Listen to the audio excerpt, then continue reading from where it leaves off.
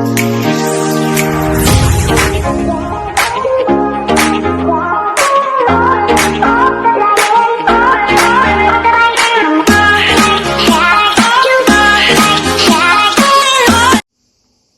ito guys yung binili natin na tahong. Nakikita nyo naman ang tahong guys, di ba?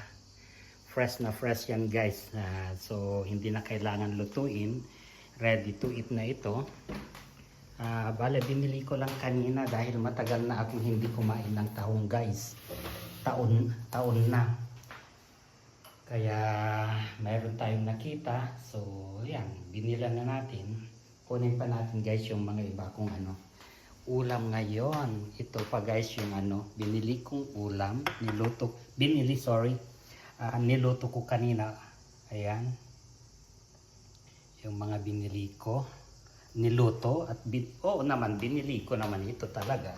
So yan ang ulam natin. At kunin ko rin yung pinainit nating pinainit kong kanin. May painit ba ito? Oo, mainit na. So yan din ang kanin natin. Ayan, maliit lang ang kanin natin. So yan lang ang ulam natin guys. Ayan.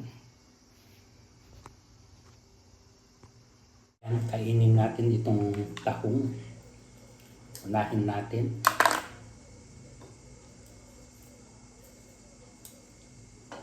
Maliliit ang laman guys. Patakan ng lemon.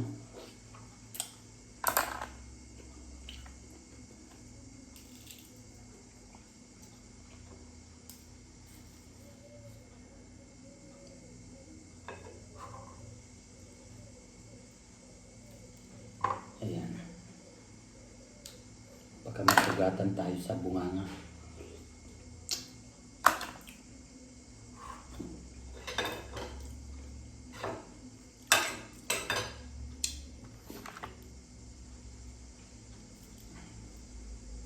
Kinahin ko na ang tahong. Maging lalaki na ako guys dahil kumakain na ako ng tahong. Masarap pala ang tahong. Ayan.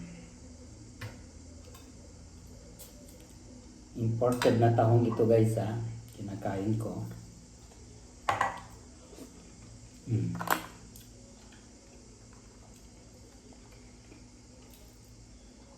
First time kong nakakita guys ng ganito sa supermarket kaya binili ko na dahil may mga Pilipino na pumupunta at kumukuha ng ganito, binebenta.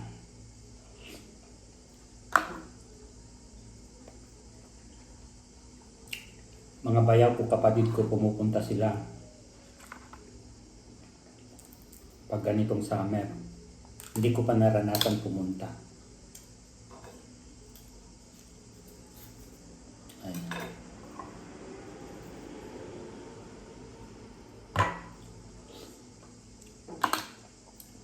Dahil sa kuhaan ng tahong guys,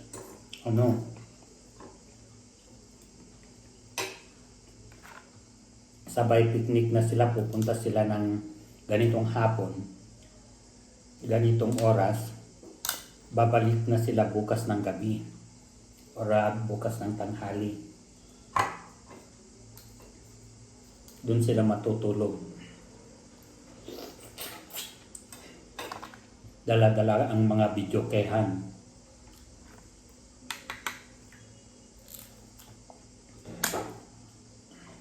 Kaya mangha-mangha ang mga break dito guys dahil ang mga Pilipino yan, dala-dala ang sound system.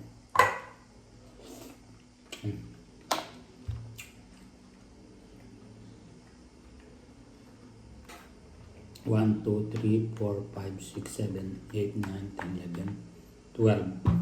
So mga guys, wala pa yatang 50. Basta kainin ko na lahat.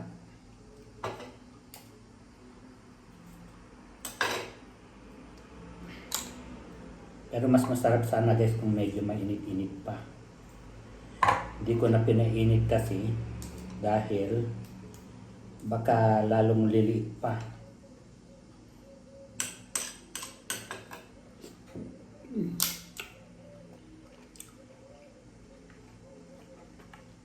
Tikman ko nga.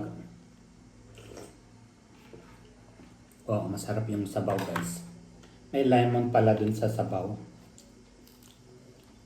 Mamaya guys, hihigupin ko yung sabaw. Masarap.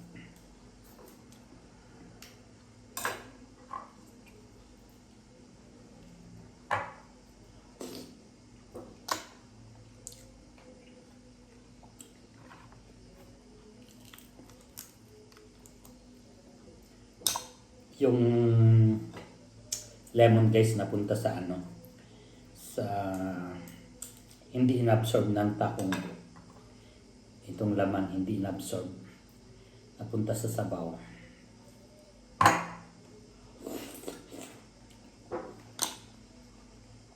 Sarap.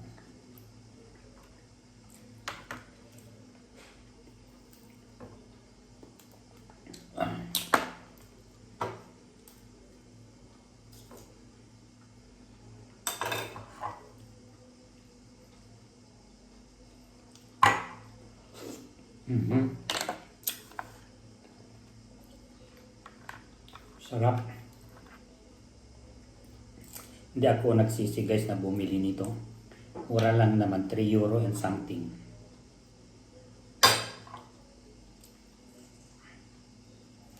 Nakabili ulit pag nakapunta ako doon.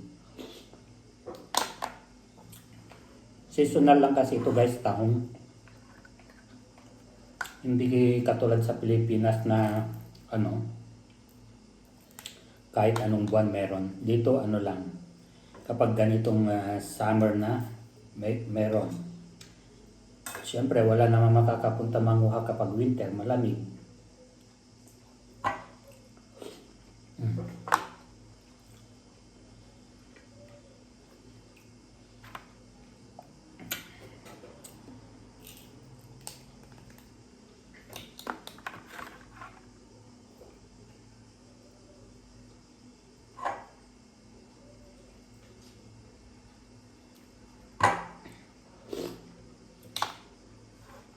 Wow.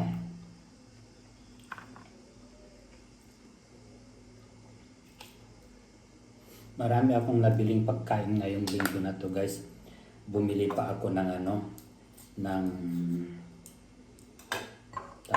okra.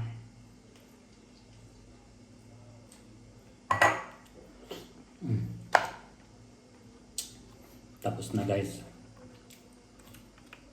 Naging lalaki na ako guys, kumakain na ako ng tahong. Lalaki na ang lola, kumakain na ng tahong, di ba? Ganito pala ang lasa ng tahong. Di pa ako nakatikim ng guys tahong na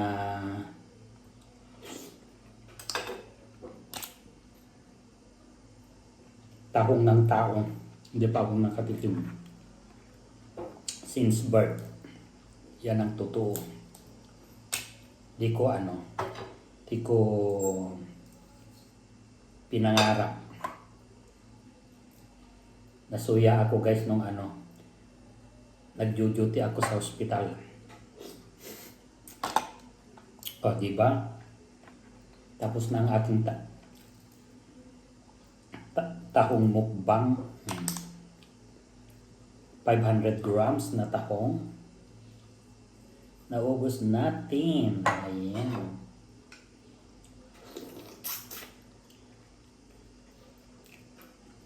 Wow! Minom ako dito sa guys, sa wow.